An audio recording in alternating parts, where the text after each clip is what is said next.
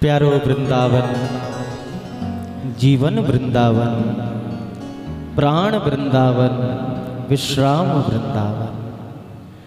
श्री वृंदावन धाम के अलावा जीव को अन्यत्र कहीं विश्राम कैसे प्राप्त हो सकता है, कहाँ प्राप्त हो सकता है। श्री युगल के चरणों के आश्रय के अलावा श्री युगल चरणों में बैठने के बाद जीव को जिस सुख का अनुभव होता है वो संसार में कैसे अनुभव हो सकता है। कितने बड़भागी हैं हम सब।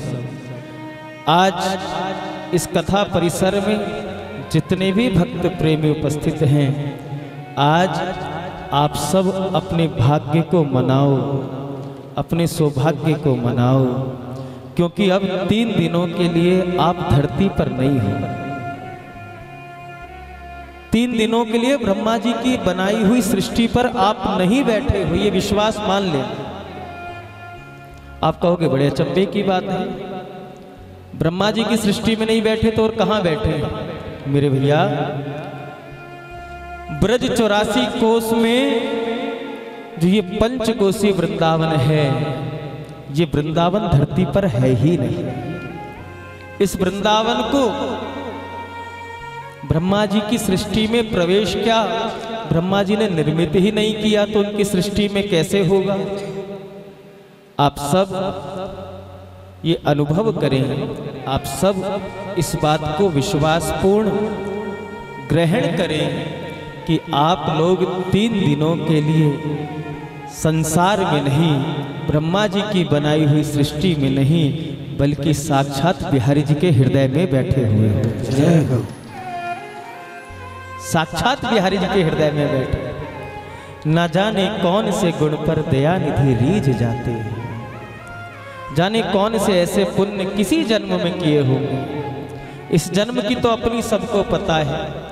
हम दास अपनी बात करें तो कितनी बार कितनों के दिल भी हमने दुखाए होंगे, कितनी बार वाणी से भी कितनों को कठोर प्रहार किए होंगे, कितनी बार सत असत भाषण भी हमने किए होंगे। तो इस जन्म की तो कोई गारंटी हम नहीं ले सकते कि इस जन्म के ही कोई ऐसे भाग्य हो, इस जन्म में कोई ऐसा सत्कर्म हमने किया हो जो हम वृंदावन की रज में बैठकर सुख ले पाए। लेकिन दया निधान ने, कृपा निधान ने, जाने कौन से गुण पर नहीं, जाने हम जैसे अधमों के कौन से अवगुण पर रीझ कर हमें वृंदावन वास दिया है। जय, कितना सौभाग्य की बात है, कितने जीवन की धन्यता का विषय है। जीव संसार में आता है, संसार में आने के बाद उसे एक अपना परिवार मिलता है, व्यापार मिलता है, सगे संबंधी मिलते हैं, इष्ट मित्र मिलते हैं। इन सब से मिलने के बाद जीवन में सुख की घड़ियां भी आती हैं, दुख की घड़ियां भी आती हैं। जीवन में उत्सव महोत्सव भी चलते रहते हैं परिवार के साथ। लेकिन हम और आप अगर अपने भाग्य को निहारें तो श्री जी ने कैसी कृपा की है, हम भी संसार में आए, हमें भी एक परिवार मिला, हमें भी कुछ इष्ट मित्र मिले, कुछ सगे संबंधी मिले, हमें भी परिवार के उत्सवों को मनाने का अवसर मिला। लेकिन श्री जी की कितनी कृपा है, इन सब को करने के बाद भी श्री जी ने ऐसी कृपा की कि श्री जी ने अपने निज महल के उत्सव मनाने की कृपा भी हम सब पर बरसा दी जीवन के रहते। ये कृपा का विषय है, इस कृपा का अनुभव करना चाहिए। आज हम सबसे ज्यादा बड़भागी और कौन होगा संसार में। श्री जी के निज चरणों में, श्री जी के निज महलों में बैठकर हम आनंद ले रहे हैं। बड़े बड़े धर्मात्मा, बड़े बड़े पुण्यात्मा कितने कितने दान पुण्य करते हैं, कितने कितने सत्कर्म करते हैं, कितने कितने यज्ञ करते हैं, कितने बड़े बड़े अनुष्ठान करते हैं, केवल इसलिए कि इस जीव को स्वर्ग की प्राप्ति हो जाए। कैसे ही स्वर्ग की प्राप्ति हो जाए, उस कारण हम सब कितने बड़े बड़े यज्ञ दान इत्यादि करते हैं, सत्कर्म करते हैं। लेकिन देखो तो सही, मरने के बाद स्वर्ग देखने की लालसा में कितने कितने बड़े सत्कर्म हम सब करते हैं और करने चाहिए। लेकिन जो एक बार जीवन में राधा रानी का नाम ले ले, जो एक बार जीवन में श्री लाल जी का, श्री बिहारी जी का नाम ले ले, जो एक बार जीवन में श्री वृंदावन धाम का नाम ले ले, श्री जी जीते जी उसको अपने नित्य धाम का दर्शन करा देते। जय हो। ये कृपा नहीं तो और क्या, ये करुणा नहीं तो और क्या है। और उसमें भी उत्सवों में भी महोत्सव मनाने का अवसर दिया है। श्रीमद् भक्तमाल महोत्सव मना रहे हैं। ये उत्सव हम सब के लिए तो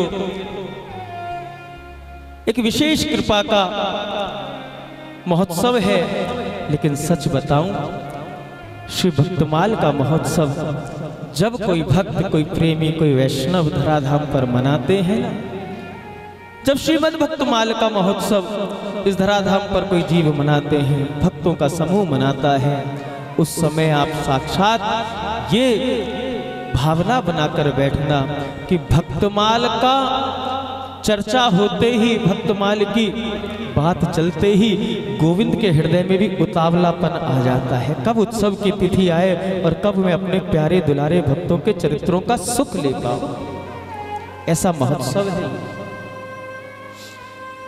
विषय को ज्यादा विस्तार ना करते हुए तीसरी बार आप सबके मध्य हम यहाँ वाणी की सेवा कर रहे हैं, श्रीमद् भक्तमाल की कथा कह रहे हैं। सबको पता है श्रीमद् भक्तमाल के विषय में, आप सब जानते हैं, लेकिन फिर भी मैं एक बात कहूँ, इस कथा की एक और मुख्य बात है। जो इस कथा का आयोजन करते हैं वो तो परम कृपा के पात्र हैं। जो इस कथा में तन मन धन की सेवा देते हैं वो भी परम कृपा के पात्र हैं। जो इस कथा में आकर कथा को श्रवण करते हैं वो भी कृपा के पात्र हैं। जो इस कथा में आने के बाद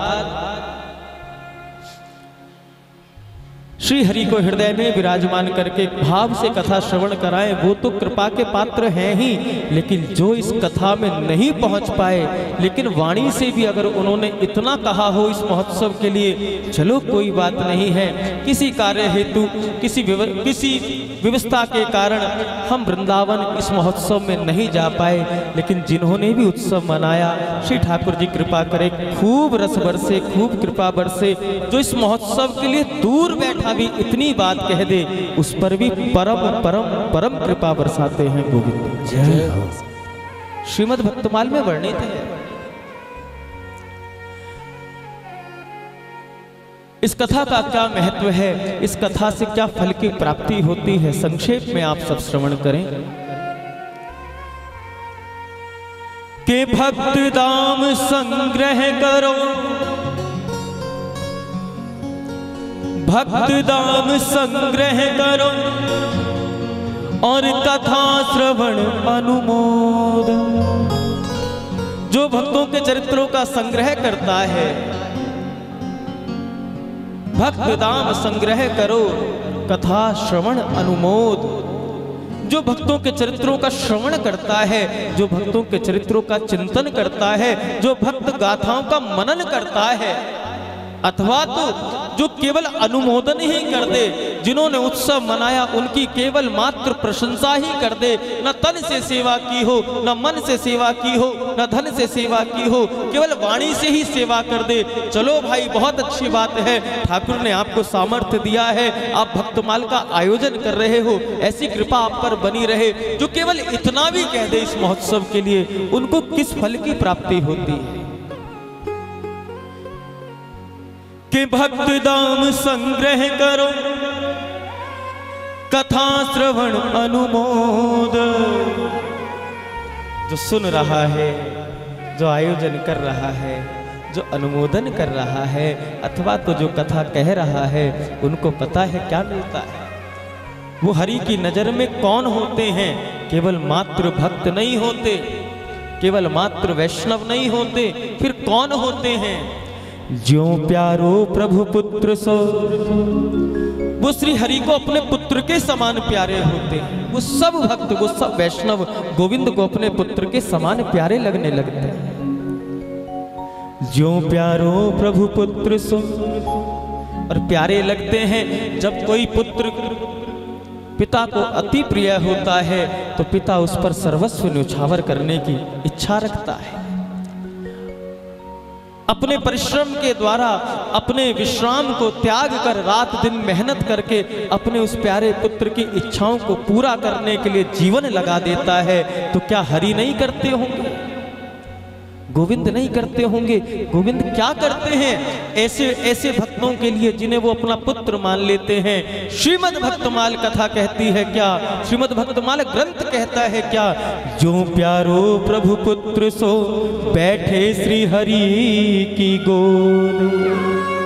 ये सब मेरी गोद के अधिकारी हो जाते हैं। केवल मात्र मुझे पुत्र के समान प्यारे नहीं हैं, इनको मैं अपनी गोद में बैठा के पुत्र के समान लाड दुलार करता हूं। ये इस कथा का फल है, इस कथा का फल है। और सुनो, जिन्होंने केवल अनुमोदन कर दिया, जिन्होंने केवल किसी प्रकार की सेवा न करके वाणी से ही इतना कहा, बहुत सुंदर बात है। आयोजनकर्ताओं का हौसला बढ़ा दिया। जब उनको गोविंद अपनी गोद का अधिकारी बना लेते हैं तो जिन्होंने इसमें तन मन धन की आहुति दी हो इस प्रेम यज्ञ में, उनके साथ गोविंद क्या करते होंगे? ना वाणी का विषय, ना व्याख्या का विषय। ऐसे दिव्य ग्रंथ की सेवा विगत 3 वर्षों से हमें और आपको मिल रही है।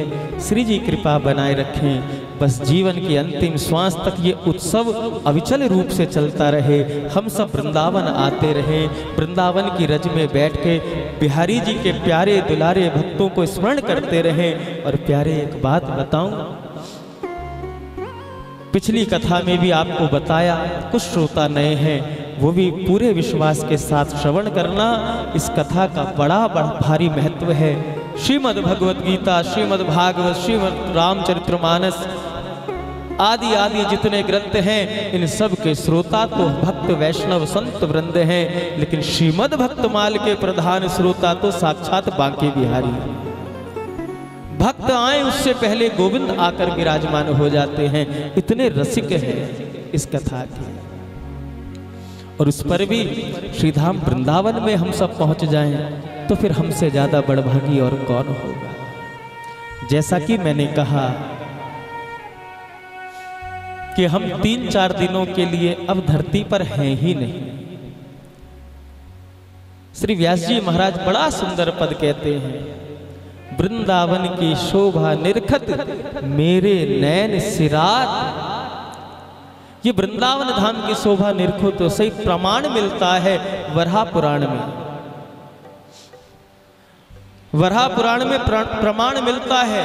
आप केवल ये मत सोचना कि व्यासपीठ से मिथ्या, अरे वैसे ही तो सड़क दिख रही है, वैसे ही वृक्ष वल्लरियां दिख रही हैं, वैसे ही इमारतें दिख रही हैं, वैसा ही सब कुछ दिख रहा है, लेकिन यहां से कहा जा रहा है कि हम धरती पर नहीं है, तो और कहां है? ये मिथ्या भाषण नहीं। वराह पुराण में ये प्रमाण मिलता है, जिस समय हिरण्याक्ष धरती का हरण करके पाताल में ले गया और उस समय जब भगवान ने वराह अवतार लेकर हिरण्याक्ष का उद्धार किया और पृथ्वी को जब बाहर निकाला रसातल से, पाताल से, तो जब पृथ्वी पाताल से बाहर निकली तो उसने एक बहुत सुंदर बगीचे का दर्शन किया। सुंदर बगीचा बहक रहा है, सुंदर शीतल मंद सुगंध बयार बह रही है, दिव्य आलोक है, दिव्य पुष्प खिले हुए हैं, दिव्य सुगंध है। पृथ्वी भी अचंबित हो गई, आश्चर्यचकित हो गई। पृथ्वी ने कहा ठाकुर जी से, हे नाथ, एक बात तो बताओ, जब मेरा हरण करके हिरण्याक्ष पाताल में ले गया था तो ये सुंदर बाग बगीचा कहां से आया? तब गोविंद के वाक्य हैं, कहा पृथ्वी, तेरा हरण करके तो हिरण्याक्ष पाताल में ले गया था, लेकिन जिस दिव्य बगीचे की, जिस दिव्य बाग की तू बात कर रही है ना, ये मेरा वृंदावन है, ये मेरा वृंदावन है, ये मेरा वृंदावन। आओ श्री व्यास जी महाराज की दिव्य वाणी का आनंद ले लें। वृंदावन की रसिक त्रिवेणी स्वामी श्री हरदास जी महाराज, स्वामी श्री हित हरिवंश जी महाराज, स्वामी श्री हरिराम व्यास जी महाराज अपनी मधुर कंठ से, अपनी मधुर वाणी से, अपनी रससिद्ध वाणी से वृंदावन का दर्शन करा रहे हैं। वृंदावन में बैठे हैं तो इन्हें रसिक संतों की दृष्टि से हमें वृंदावन देखने का प्रयास करना है। व्यास जी महाराज वर्णन कर रहे हैं, ध्यान से श्रवण करो और आनंद लो।